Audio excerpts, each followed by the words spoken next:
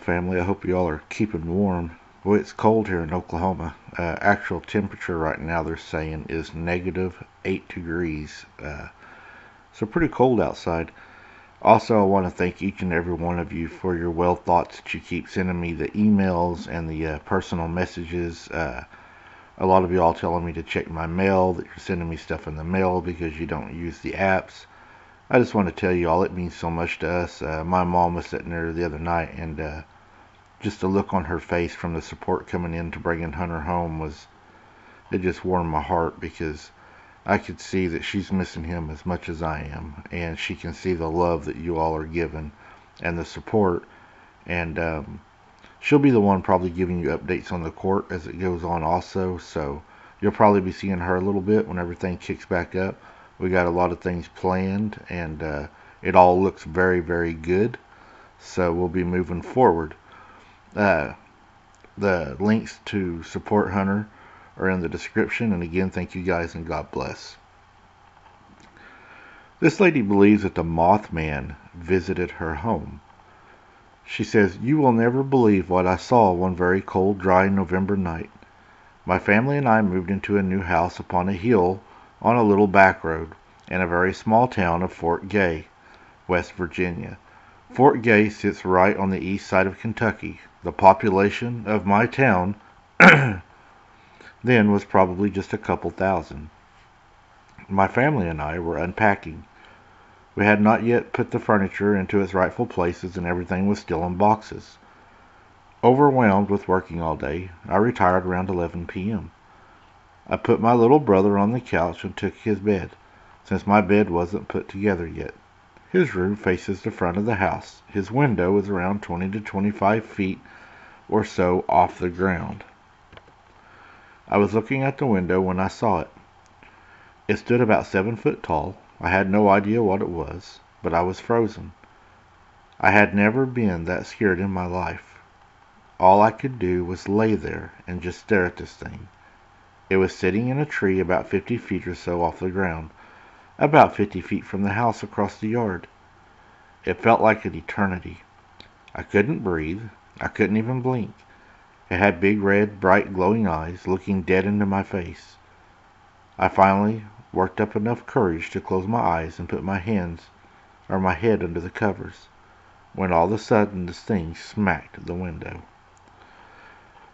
I went through the house screaming. There's something outside. I was crying. My mom and dad looked at me and said, "What is wrong with you? It looks like you have seen a ghost." My face was snow white. I said, "I don't know what it was, but please, Daddy, don't go outside." I begged and begged him not to go outside. He came back in and said there was nothing out there. I kept screaming, "Yes, there is. Yes, there is." When I explained to them what I saw and how I felt, they said I was crazy. But to this day, I will not go outside by myself. And even in the day, someone still has to watch me to my car. I have heard of some pretty crazy things going on up that road, but I never expected to experience anything myself. My husband and I went to the theaters and watched Mothman Prophecies. I was relieved that night all over again, because I now know what I seen. The way they described feelings and what they saw was remarkable. My husband looked over at me and said, "Isn't that what you described to me when we first started dating?" I couldn't say a word after that. A moment had passed, and I knew what I saw. I believed in all my heart of hearts I saw the Mothman. It was just a little weird. I only live about 80 miles from Point Pleasant, West Virginia, where all that took place 37 years ago. I was exactly 32 years to the month when I saw it.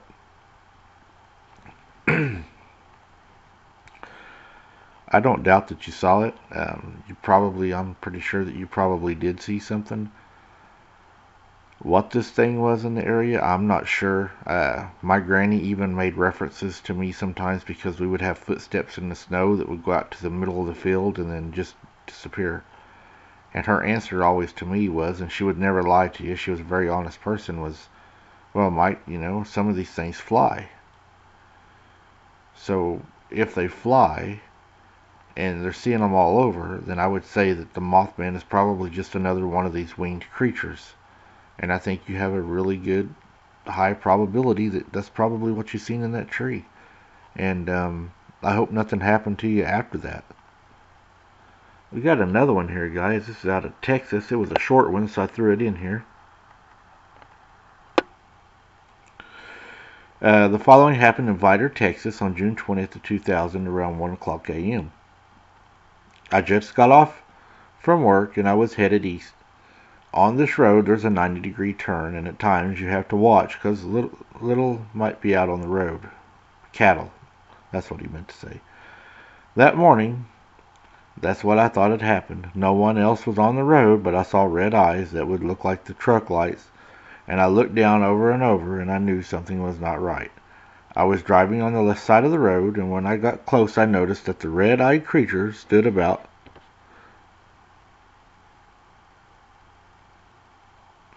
5 foot tall and sported black hair all over his body. I stopped the truck and got out my spotlight, and I shined it on this creature. It seemed like forever, but I know that it was only a few minutes. The creature raised its arm above its head and let out a terrible scream that I have heard before. I turned around and went behind the house. It turned around and went behind the house and left. I have heard this sound before when I lived in Teal Road in Orange, Texas, and just a few miles from this direction. I have traveled this road many times hoping to see this creature. This was the first time I've ever seen him crossing, and I grabbed my spotlight. I would say that if you see a creature like that, I definitely wouldn't stop and get out, even if he looks like he's far away, because he may have been the first one to cross the road, and there may be others crossing, and you might be right in the way of no telling what else is coming up behind you.